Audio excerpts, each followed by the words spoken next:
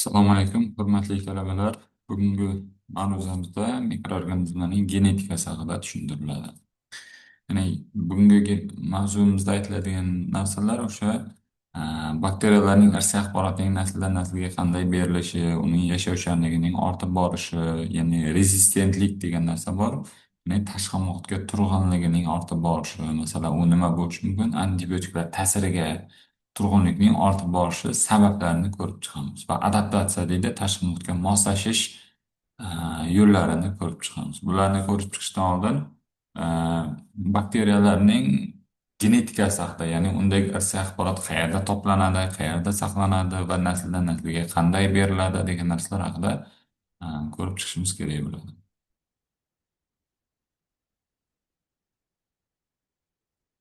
Hop, bakteriyalarning genomining tuzilishi.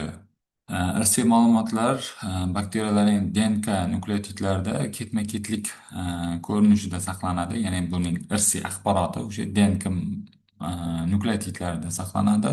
Bilamiz, bakteriyalar bu prokaryot organizmlar hisoblanadi. Unda asosiy irsiy axborot DNK nukleotidlarida qatnashadi. Ular, ya'ni DNKning nukleotidlari o'zi oqsildagi aminokislotalarning ketma-ketligidan iborat bo'ladi. Bundan boshqa DNKda boshqa irsiy axborot saqlovchi plazmidalar bo'ladi. Bu ham o'sha DNKdagi ma'lumotlarga qo'shimcha ravishda irsiy axborotni saqlash vazifasini bajaradi. Barcha bakterial genlarning yig'indisi genom deb aytiladi. Genomning o'lchami nukleotid tayanch juftlarining soni, ya'ni komplement bog'larning soniga bog'liq holatda amalga oshiriladi. DNK tuzilishi mana interfazadagi xromosomalarning joylashuvi, bo'linishi, ko'payishi, komplement bog'larning paydo bo'lishi haqidagi rasmlar tasvirlangan. Nuklein kislotalarning ikkilamchi strukturasi bu. DNK replikatsiyasi, ya'ni nusxa olish.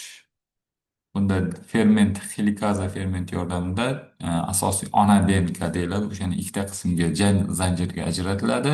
Undan keyin o'sha zanjirdan ikkita qismidan komplement bog'lari orqali, ya'ni o'sha aminokislotalarning bir-biriga mos kelishlarini tuzishi orqali yangi DNK zanjiri paydo bo'ladi.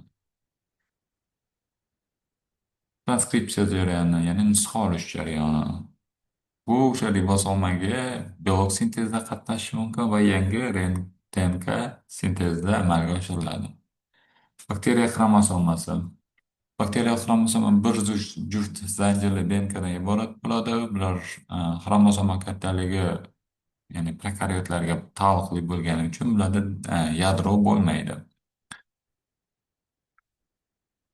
Plazmidalar degan haqida gap ketuvdi. Bular plazmidalarning kattaligi 10^3 darajasidan 10^6 darajasigacha bo'lishi mumkin, ya'ni nanometrlarda o'lchanadi. DNK molekulasi hisoblanadi. Ular halqasimon yoki chiziqli ko'rinishda bo'lishi mumkin. Plazmidalar bakteriya hujayrasining hayoti uchun muhim bo'lmagan, ammo noqulay sharoitda yashash uchun kurashuvchanligini amalga oshirishda qatnashadi. Ya'ni bularning vazifalari bu quyidagi vazifalarni bajarishi mumkin. Birinchisi bu antibiotiklarga qarshilik, ya'ni chidamlilikni ta'minlash, patogenlik omillarni ishlab chiqish, ya'ni makroorganizmga, hayvon yoki odam organizmiga kirganda patogenetik omillarni paydo qilish, antibiotik moddalarni sintez qilish qobiliyati, ya'ni u o'zidan antibiotik moddalar, ya'ni bakteriyalar bir-biriga antagonist bo'lgan vaqtida qarama-qarshi turdagi, ya'ni o'zi yonidagi boshqa bakteriyalar o'sishini to'xtatuvchi omillarni ishlab chiqish, murakkab organik moddalarning parchalanishida ishtirok etishdan iborat bo'lib hisoblanadi.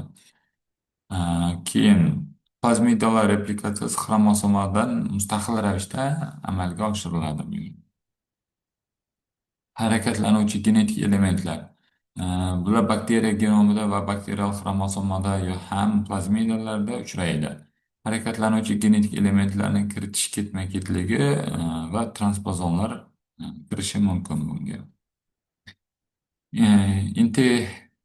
Integronlar bor. Ya'ni integronlar bu o'sha rekombinatsiya va ularning ekspressiyasi orqali gen kassetalari deb ataladigan kichik DNK elementlari bo'lib hisoblanadi.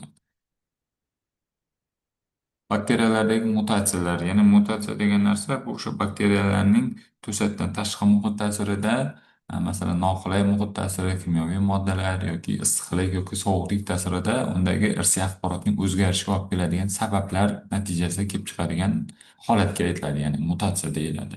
Mutatsiyalar individual, ya'ni xususiy o'zining DNKsidagi nukleotidlar ketma-ketligining o'zgarishi natijasida ularning fenotipik ravishda bakteriya hujayrasining morfologiyasi shaklining o'zgarishi, o'sish omillari, masalan, aminokislotalar, vitaminlarga bo'lgan ehtiyojning paydo bo'lishi, oshishi yoki kamayishi kabi, yoki antibiotiklarga chidamlikning ortib borishi, harorat sezuvchanligining o'zgarishi, bu o'sha mutatsiyalar natijasida kelib chiqishi mumkin. DNK shikastlanishidagi o'zgarishlar darajasiga ko'ra mutatsiyalar quyidagicha bo'lishi mumkin. Nuqtali mutatsiyalar deydi, ya'ni nuqta-nuqta kichik hajmdagi.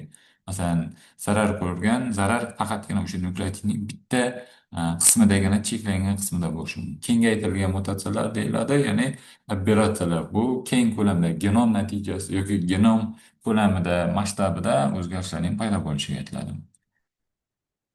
Operatsiyalar, ya'ni o'sha mutatsiyaning kengaytirilgan turlarida deletsiya, duplikatsiya yoki inversiya shakllarida bo'lishi mumkin. Mutatsiyalar quyidagicha ko'rinishlarda bo'lishi mumkin. Ya'ni spontán, to'satdan yoki o'z-o'zidan tashqi ta'sirlarsiz o'z-o'zidan paydo bo'lgan mutatsiyalar bo'lishi mumkin. Qo'zg'atilgan, ya'ni indutsirlangan deydi. Bu o'sha tashqi muhit ta'sirida paydo bo'ladigan. Bakteriyalardagi mutatsiyalar DNK shikastlanishidagi o'zgarishlar darajasiga ko'ra quyidagilar bo'lishi mumkin. Bu hozirgi, ya'ni nuqtali yoki kengaytirilgan shakllarda bo'lishi mumkin. Bakteriyalardagi rekombinatsiya, ya'ni genetik rekombinatsiya bu ikkala DNKning turli xil genotiplarga ega bo'lgan o'zaro ta'siri. Bu ikkala ota-ona genlarning birlashtirilgan rekombinant DNKsining shakllanishiga olib keladi. Molekulyar mexanizmga ko'ra bakteriyalardagi genetik rekombinatsiya quyidagilarga bo'linadi. Gamaleik rekombinatsiya saytga xos, ya'ni o'sha DNKning o'ziga xos bo'lgan va replikativ ko'rinishlarda paydo bo'lishi mumkin. Bakterial rekombinatsiya bu genetik materialdan bakteriyalar o'rtasida o'tkazilishining yakuniy bosqichi bo'lib hisoblanadi, ya'ni uni taqsimlanishi. U uchta mexanizm yordamida amalga oshirilishi mumkin. Birinchisi konjugatsiya yordamida bakteriyalar ichida aloqa qilish orqali ularning bir-biriga uzatilishi, plazmidalar olib yuriladi bunda. Transduksiya orqali bakteriofag yordamida olib o'tilishi. Transformatsiya degani yuqori polimerlangan DNK yordamida amalga oshiriladigan rekombinatsiyaga aytiladi. Konjugatsiya genetik materialni donor hujayradan qabul qiluvchi hujayraga to'g'ridan-to'g'ri hujayra aloqasi orqali o'tkazish jarayoniga konjugatsiya deb aytiladi. Buni birinchi marta 1946-yili Lederberg va Tatem tomonidan kashf qilingan bo'lib hisoblanadi. Mana pastdagi rasmda o'sha jarayon, ya'ni o'sha ikkita hujayra orasidagi bog'lanish paydo qilib, u yerdagi DNK molekulasi, ya'ni donor hujayradan retsipient hujayraga molekulaning olib o'tilishi bo'lib hisoblanadi. Transduksiya usulida bakterial DNK bakteriyafag yordamida, ya'ni bakteriyafag hujayraga kirib, uning DNK qismini olib, boshqa bakteriyaga olib o'tilishi aytiladi.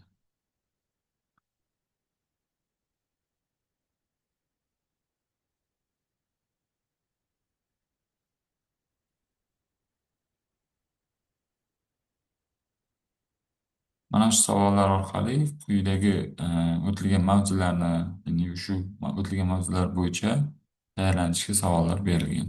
Ularni ko'rib chiqishingiz mumkin.